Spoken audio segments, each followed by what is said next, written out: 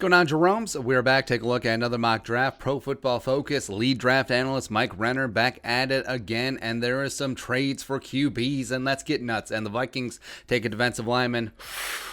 It's not Gregory Rousseau.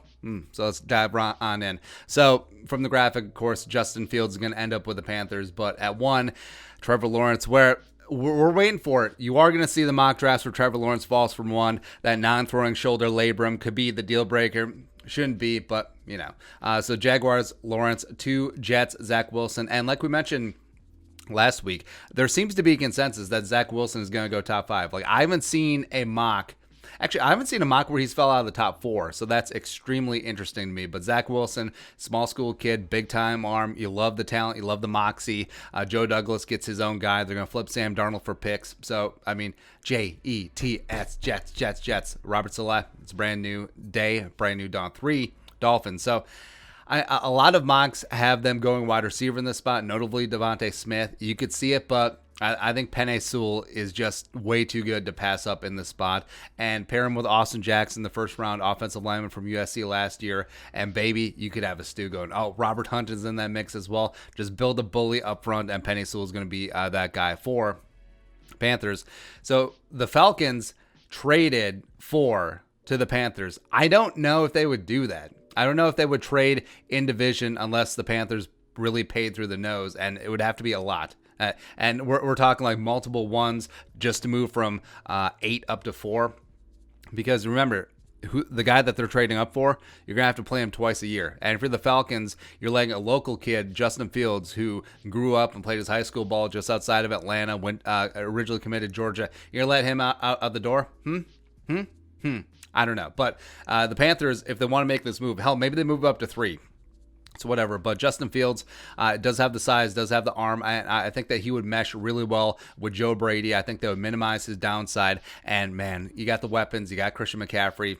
It's unfortunate it didn't work out with Teddy, but is what it is. And that Panthers team, especially look at that defense as well. Young, fast, and ready to get after it. Matt Rule would have a really fun crew in this spot. 5, Bengals, miss out on Penei Sewell, but getting Jamar Chase back together with Joe Burrow. So you got Jamar Chase, you got Higgins on the outside, you got Tyler Boyd working the slot. That's a damn fine receiving trio going forward. 6, so the Eagles, probably going to trade Carson Wentz. Like, maybe they get a first back. Like, maybe they get the Bears or the Colts late first-round pick, but that's whatever. But Devontae Smith, dynamic playmaker, Heisman Trophy winner, him paired up with Jalen Reagor for Jalen Hurts. That's a nice little trio going forward. 7, so you got the Broncos traded up from 9 with the Lions going up and getting their guy Trey Lance. Now, they want to jump the Lions, who certainly could go quarterback. I don't know if they're sold on Jared Goff. Falcons trading down from 4 to 8 still could double back and get a quarterback in this spot, even though they are going to roll with Matt Ryan. So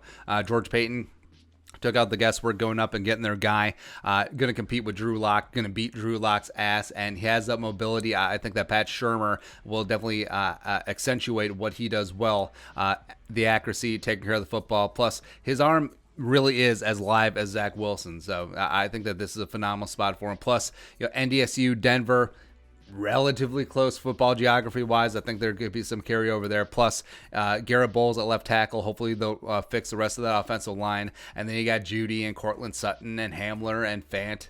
It's a nice spot for him. I really like it. 8. So Falcons trade down. Didn't get Trey Lance, but they still get Kyle Pitts from Florida, where this is going to be a really fun toy in Arthur Smith's offense, where he's going to be a mismatch nightmare in the NFC South going forward. And they're just trying to strap it on one more time with Matt Ryan, get a last couple of years out of him. And if Julio is healthy, Calvin Ridley is obviously ready to go. And Kyle Pitts working in conjunction with the rest of the offense is going to be really, really fun. 9. So Lions trade down from 7 to 9. Now, they could surround Jared Goff with some weapons, but now they're going the other side of the ball. Micah Parsons, the best off-ball linebacker in the draft. Good leadership skills off the field. Yeah, not great, but could be a blitzer as well. Just an absolute sideline-to-sideline tackling machine in the mold of a Chris Spielman, keeping him in Big Ten country. 10. So the Cowboys, Could they take a swing on offensive line? I think it's more of a need than people let on, but the cornerback room is absolute ass. So Caleb Farley has the size, has the length, the pride of Virginia Tech. Him and Diggs make a great combo going forward. 11 Giants. So this is a bit of a surprise. So everyone assumes that the Giants will go either edge to replace Leonard Williams or defensive lineman Delvin Tomlinson's going to leave in all likelihood, or wide receiver where they ain't much there. But Patrick Surtain II, the Giants' cornerback room besides Bradbury is also booty. So Surtain at this spot makes sense. 12 Niners. So it's a bit of a shocker. So the Niners go edge rusher. They go defensive line, Kwity Paye, physical freak. I love him. But the Niners probably going to let go of D Ford. That experiment hasn't worked out. And Joey Bosa is coming back from the injury. He's going to be good to go. So having them as bookends, and then you kick Armstead inside where he's probably better utilized, they can get after it. So they miss on quarterback, or they do whatever. They trade for Kirk Cousins. But just adding to that front four is going to make everything so much easier at all three levels of the defense. 13 Chargers. Well, I've been told that Justin Herbert's so good that he doesn't need offensive line. But Rashawn Slater in this spot. It's kind of close between Slater and Darisaw. Darisaw has the measurables and gets after it as a great all-around left tackle. But Slater, you can play him at guard. You can play him at either tackle spot. You play him at center if you want to, as a guy who's just going to get after it. Just getting after it. 14. So the Vikings go Christian Barmore in this spot. Now, it does seem like it's a little bit high, especially given the composition of the defensive interior class, but I think that you're betting on the upside because redshirt sophomore coming out, he's basically only played a full season of college football, but a guy that if he hits even a fraction of his ceiling, he's quickly going to become one of the best three techs in the NFL. I think the Chris Jones of the Chiefs comps are certainly there, and a guy that can get his own penetration, can take on double teams, is solid against the run as well, and you saw that how he can just absolutely shift a game in the Notre Dame game in the semifinals as well as in the finals against Ohio State, where he just dominated the line of scrimmage and he shifted things. Where the Vikings in this spot, you do have Jalen Waddle on board, you do have Christian Darisaw on board. I would understand if they went in either direction, but yeah, even though it's not the sexiest pick in the world, and it might be a little bit overdrafting, just sticking and picking Barmore in this spot checks a major box in the Vikings offseason needs. So I would be down to clown. Let's go. 15. So the Patriots, whoever the hell the quarterback's going to be, they need weapons, and Jalen Waddle is a dynamic game breaker where, Edelman aging out. Jacoby Meyer, okay. Keanu Neal, certainly not working out, so meh. 16, Cardinals picking up Christian Darisaw for the left tackle spot where Kelvin Beachum was a rental. But Darisaw is a guy that can get after in the run game. Absolute phenomenal footwork in pass protection as well. Only gave up 6 pressures and 0 sacks last year. Him protecting Kyler's blind side for the foreseeable future. Get it. 17, Raiders. So the Raiders make the Raiders pick. So they pick up a 2-down middle linebacker, Nick Bolton, who not necessarily a 2-down guy, but a feisty leader in the middle of that defense. Big-time hitter as well, but leave it to the Raiders and Mayock and Gruden. But 18, Dolphins. So the Raiders, frankly, should have gone with Jeremiah Owusu-Koramoah because they have to cover Travis Kelce twice a year. But the Dolphins get Joke, versatile coverage linebacker for Brian Flores' defense. 19. So Washington might have to let Brandon Scherff go to save a little bit of cap room, especially if they do go after a quarterback that they might have to pay a decent amount. So Elijah Vera Tucker, AVT coming in to replace Scherff. AVT is probably going to be a guard, so makes sense. 20, shocker. Wow. Dylan Radins, the pride of Becker, Minnesota, the pride of North Dakota State, finds himself in the first round. What? Wow. So meteoric rise, had a hell of a Senior Bowl week, but I don't know. So it's a big jump from NDSU FCS up to the NFL. Plus was the Missouri Valley Conference schedule. They only had one game this fall. So I don't know. I do like Radins as a day 3 guy, but could he sneak into the first round? It's possible. I guess never say never in this random ass season where there's opt-outs and there's not going to be an official combine. So maybe. 21. Colts.